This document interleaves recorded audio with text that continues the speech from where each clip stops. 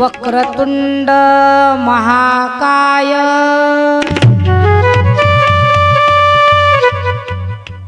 सूर्यकोटी समप्रभ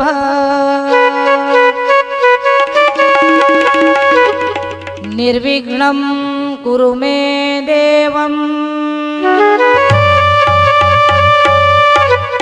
सर्वकार्येषु सर्वदा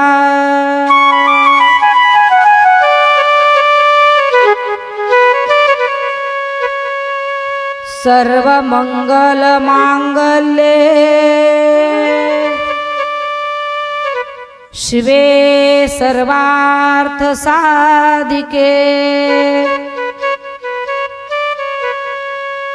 शरण्ये त्र्यंबकं गौरी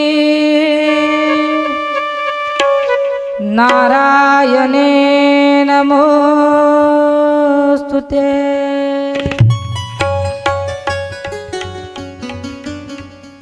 महायोगपीठे तटे भीमरत्यां वरं पुंडरीकाय दातुं मुनीन्द्रे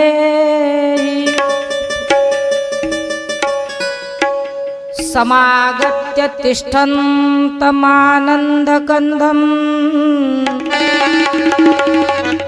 परब्रह्मलिङ्गं भजे पांडुरंगम। पांडुरंगागारो प्रथमानमाला पांडुरंगागारो प्रथमानमाला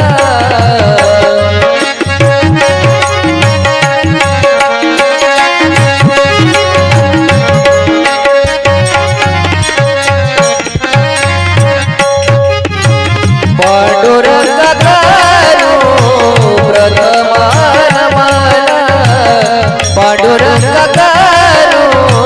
प्रथमानमाला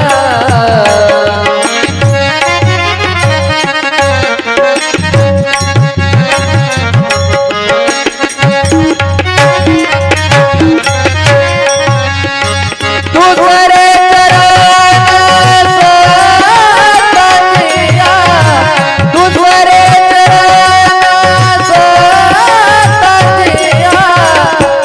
जगपदाने कथे ताविवारो जगपदाने कथे ताविवारो जगपदाने कथे ताविवारो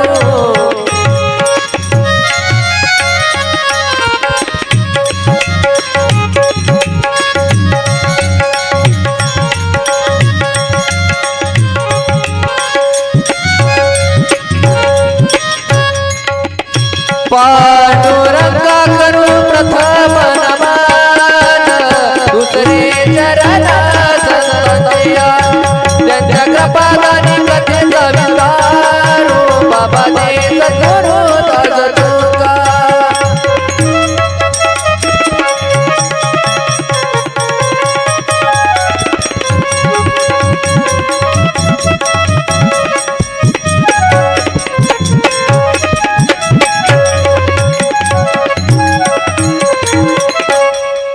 कलावज्ञ जीवो धरार्थावतारं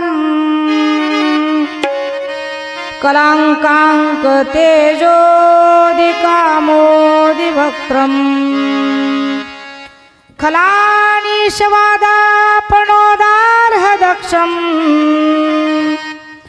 समाधिस्थमूर्तिं भजे ज्ञानदेवम्। ओम नमो ज्ञानेश्वरा ओम नमो ज्ञानेश्वरा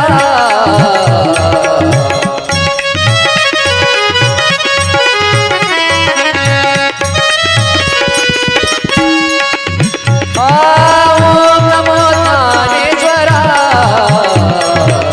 ओम नमो ज्ञानेश्वरा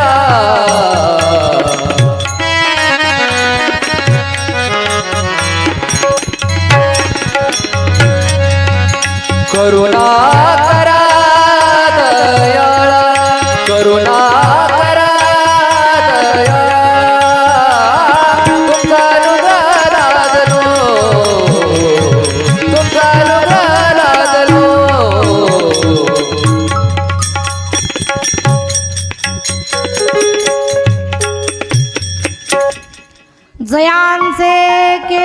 स्मरण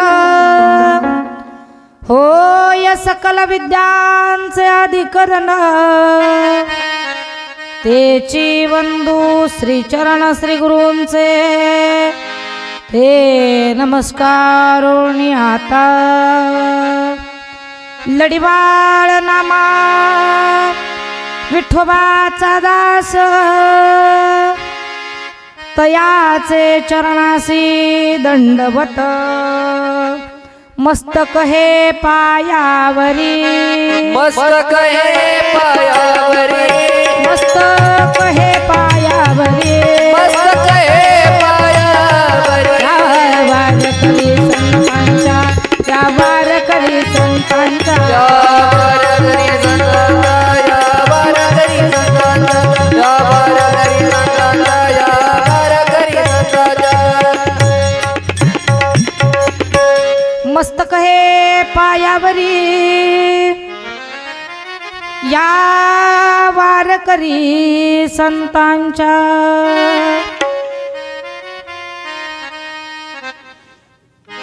श्री क्षेत्र पुण्यभूमी असणारे आपले इंदापूर शहर इंदापूर ग्राम आणि या इंदापूर ग्रामामध्ये सुरू असलेला आपला श्री संत चरित्र कथा विषय ज्ञानोबारायांचा आहे. गेले 6 दिवस आपण कथेचं श्रवण करीत आलो. श्री संत सम्राट ज्ञानेश्वर महाराज यांच्या जीवनचरित्रावरती आपण थोडासा कुठंतरी पामर या नात्याने अभ्यास करत असताना बरंच काही आपण पाहिलं. अगदी पहिल्या दिवसापासून जेवढे श्रोतृवर्ग उपस्थित असतील आजपर्यंत त्यांना निश्चितच ज्ञानोबराय काय आहेत हे समजलं असेल. ज्ञानोबरायांच्या वडिलांच्या कुळाचा पूर्व इतिहास पाहतो आलो. आईसाहेब रुक्मिणी मातेच्या कुळाचा पूर्व इतिहास पाहिला. संन्यास, परत गृहस्थ, पुन्हा मुलं जन्माला येणं, वाळीत टाकणं, शुद्धीपत्र आणायला जाणं, पैठणला पाठवणं, ज्ञानोबरायांचे आई वडील माता पित्यांनी देहांत प्रायश्चित्त घेणं. त्यानंतर जेव्हा आई बाप जातात आणि माता पित्या विना पोरकी झालेली ती लेकरं आळंदीत वास्तव्य करीत असताना त्यांना दिलेला लोकांनी त्रास, संन्यासाची पोरं, तुमचं बिटाळलेलं तोंड, असे अनेक प्रकारचे अपशब्द बोलून माझ्या माय माऊलीला ज्ञानोबरायांना एन केन प्रकाराने समाज त्रास देत आला. पैठणला गेल्यानंतर शुद्धीपत्र आणण्यासाठी गेल्यावर तिथं ब्रह्मसभेमध्ये ब्रह्मवृंदांच्या सांगण्यावरून रेड्याच्या मुखातून वेद बोलवले. काल आपण परवाच्या भागामध्ये पाहिलं. पैठणला गेल्यानंतर त्यांची कशी सगळ्यांनी उपहास केला, कसा त्यांना त्रास दिला परवा पाहिला आपण. आणि मग त्यांना स्वतःचं सिद्ध करण्यासाठी, स्वतः कोण आहोत हे सिद्ध करण्यासाठी त्यांनी सांगितल्यावर त्यांना रेड्याच्या मुखातून वेद बोलवायला लागला. माझ्या ज्ञानोबरायांनी रेड्याच्या मुखातून वेद बोलवला. ज्ञानोबरायांची ताकद आपण पाहिली. महाविष्णूचा अवतार सखा माझा ज्ञानेश्वर, साक्षात भगवान विष्णू परमात्म्याचे अवतार असणारे ज्ञानोबराय आहेत. ज्ञानोबरायांनी पशुच्या मुखातून वेद बोलवले. तदनंतर त्यांना अधिकार दिला समाजात वावरण्याचा, जय जयकार केला. परवा बोलता बोलता बोलून गेले मी. माझ्या ज्ञानोबराय पहिलेच सिद्ध पुरुष होते, ज्ञानी होते, योगी होते, पण तरी सुद्धा समाजात त्यांना सिद्ध करून दाखवावं लागलं. त्याच्यासाठी त्यांना रेड्याच्या मुखातून वेद बोलवावे लागले.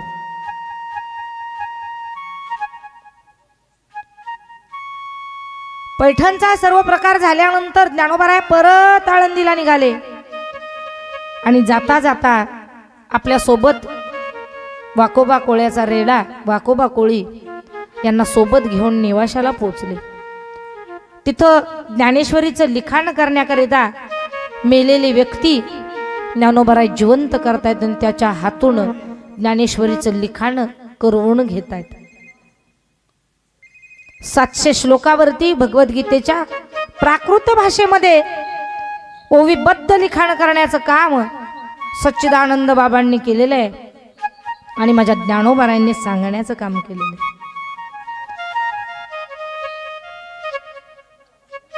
शके 1209 ते 1212 या 3 वर्षाच्या कालखंडामध्ये ज्ञानोबारायांनी नेवासा, आळंदी, आपेगाव असं 3 वर्षाच्या कालावधीत येत जात ज्ञानेश्वरी सारखा अलौकिक ग्रंथ लिहून पूर्ण केला. आणि मग मात्र त्यांची कीर्ती मात्र सर्वत्र पसरली. 1400 वर्ष जगलेले चांगदेव महाराज यांना पैठणच्या एका पांतस्थानी माहिती दिली. पैठणला आळंदीचे 4 भावंड आले होते. निवृत्ती, ज्ञानदेव, सोपान आणि मुक्ताई अशी नावं त्यांची. सर्व ब्रह्मवृंदांनी उपहास केला त्यांचा. पण तरी सुद्धा त्यांनी जेव्हा रेड्याच्या मुखातून वेद बोलवले आणि त्याच्याही पुढे जाऊन काय सांगू तुम्हाला, अहो मेलेली पितरं त्यांनी जेवायला बोलवली. हा त्यांनी केलेला चमत्कार. 1400 वर्ष जगलेल्या चांगदेव महाराजांना जेव्हा समजलं की मी 1400 वर्ष जगून जिवंत राहून 14 विद्या, 64 कला, योग, साधना, मेलेल्या माणसाला जिवंत करणं, एखाद्याला अंध असेल त्या व्यक्तीला अंध व्यक्तीला दृष्टी देणं, एखादा बहिरा असेल तर त्या बहिऱ्याला कान श्रवण करण्याचं शक्ती देणं, पंगू असेल तर त्याला पाय देणं, अशा सर्व विद्या ग्रहण केलेले 1400 वर्ष जगलेले चांगदेव महाराज, त्यांना ते समजल्यानंतर तेही त्यांच्या भेटीसाठी कासावीस झाले आणि पत्र लिहून पाठवलं तिकडं. पत्र लिहायला घेतल्यानंतर पत्रामध्ये काय लिहू हा प्रश्न 1400 वर्ष जगलेल्या चांगदेव महाराजांना पडला होता. कारण पांतस्थानी सांगितलं होतं, त्या पैठणच्या ब्राह्मणांनी सांगितलं होतं की ती बालक आहेत, जास्त कोणी मोठी नाही आहेत, ती बालक आहेत. बालक साधारण असतील, मोठा असेल 14 वर्षाचा, त्याहून धाकटा असेल 12 वर्षाचा, त्याहून धाकटा 10, आणि ती छोटीशी चिमुरडी मुक्ताई ती असेल 8 वर्षाची कदाचित. एवढं कमी वय आणि एवढी कीर्ती. अचंबित झालेले चांगदेव महाराज त्यांना भेटीसाठी त्यांची तळमळ ओढ निर्माण झाली त्यांच्या मनामध्ये. पण असं सहज एखाद्याला भेटायला जाण्यापेक्षा आपण आपल्या घरून आपल्या हातून त्यांना निरोप पाठवणं गरजेचं आहे. म्हणून चांगदेव महाराजांनी पत्र लिहावयास घेतलं. बरं, चांगदेव महाराज पत्र लिहितायत, पण पत्र लिहित असताना विचार करतायत काय लिहू मी पत्रामध्ये. तीर्थरूप लिहावं, तीर्थ स्वरूप लिहावं, तर ती भावंड 4 लहान असली तर त्यांचं कर्तृत्व माझ्याही पेक्षा मोठं आहे. काय लिहावं? चिरंजीव लिहावं, तर ती लहान आहेत म्हणायला, पण कर्तृत्व मोठं आहे. काय करावं प्रश्न पडला हो. 14 विद्या आणि 64 कला ज्यांना पारंगत होत्या अशा चांगदेव महाराजांना प्रश्न पडावा. चांगदेव महाराजांनी शेवटी कोराच कागद पाठवला शिष्यांसोबत. आणि मग तिथं तो कोरा कागद 4ही भावंडांनी जेव्हा पाहिला तेव्हा कोरा कागद पालटून पाहिला, इकडून तिकडून दोन्ही बाजू कोऱ्याच. निवृत्तीनाथांनी ज्ञानोबारायांच्या हातामध्ये दिलं, ज्ञानोबारायांनी सोपान काकांनी आई मुक्ताई मातेच्या हातामध्ये कागद दिला. कागद चौथ्यांदा जेव्हा आईच्या हातामध्ये जातो तेव्हा आई सहज बोलते, काय हा वेडा चांग्या, 1400 वर्ष जगला रे, ओ पण सांग्या कोरा. आईने म्हणावं तेव्हा निवृत्तीनाथ दादा सांगतायत, अगं मुक्ता, बरबटलेल्या पाटीवर आपल्याला काही लिहिता येत नाही. जर पाटी कोरी असेल तर त्याच्यावर आपल्याला काहीही लिहिता येतं, आपण लिहू शकतो आणि तेच संस्कार होऊ शकतात.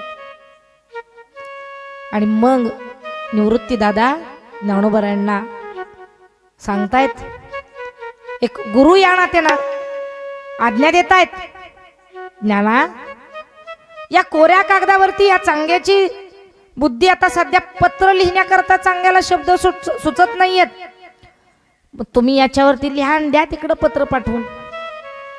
तेव्हा माझ्या ज्ञानोबारायांनी 65 ओव्यांचं पत्र लिहिलं आणि त्या चांगदेव महाराजांच्या शिष्यांच्या हातात देऊन तिकडं पाठवलं. पत्र वाचल्यानंतर आनंद झाला ना, अजून भेटीची उत्कंठा वाढली. चांगदेव महाराज भेटीला निघाले, वाघावर बसले. 1400 शिष्य, 1400 शिष्यांचे 1400 वाघ. चांगदेव महाराज वाघावर बसलेले, वाहन होतं वाघ. हो, मारायला आसूड कशाचा होता चांगदेव महाराजांच्या हातामध्ये? अश्चिल सर्प, नाग जो म्हणतो आपण, त्या नागाचा आसूड हातामध्ये होता. 1400 शिष्य सोबत. आणि चांगदेव महाराज ज्ञानोबरांच्या भेटीला आपण काल प्रसंग पाहिला ना, सुंदर असा प्रसंग आपण पाहिला. आणि मग चारही भावंडांकडे निरोप पोहोचला की हो, ते चांगदेव महाराज आले तुम्हाला भेटायला. ज्ञानोबराया विचार करतात, चांगदेव महाराज आले, आपल्यालाही सामोरं गेलं पाहिजे. आणि म्हणून मग चांगदेव महाराजांना सामोरं जाण्यासाठी निवृत्तीनाथ महाराज ज्ञानोबरायांना म्हणतायत, ते वाघावर आलेत, आपण कशावर जाता? निवृत्तीनाथ महाराज तसे म्हटल्याबरोबर ज्ञानोबराया म्हणतायत, आहे ना बसलोय याच्यावरच जाऊया आपण. आणि मग चला भिंतीबाई, चांगदेवांच्या भेटीला म्हटल्या क्षणी महाराजा ती असणारी मातीची जड भिंत, निर्जीव, की जी एका जागची कधीच हलत नाही अशी ती भिंत. पण महाराजा ज्ञानोबरायांनी चला म्हटल्याबरोबर सरसावली, हो, पुढं चालायला लागली.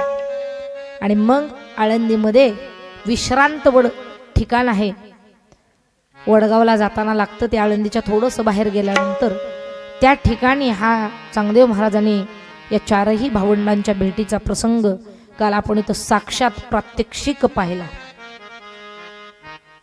आणि आपल्याला कालचा भाग संपूर्ण पुढं काय पाहायचं हे मी काल सांगितलं होतं. तर आज आपल्याला श्री संत शिरोमणी नामदेवरायांची भेट, नामदेवरायांचे आणि ज्ञानोबरायांच्या भेटीतील काही प्रसंग आणि तदनंतर ज्ञानोबरायांची समाधी, एवढे प्रसंग आज आपल्याला पाहायचे. तत्पूर्वी या ठिकाणी आपल्या कथेला प्रारंभ करण्यापूर्वी आजचे आलेले कार्यक्रमाचे मान्यवर यांच्या हस्ते या ठिकाणी दीप प्रज्वलनाचा कार्यक्रम होतोय.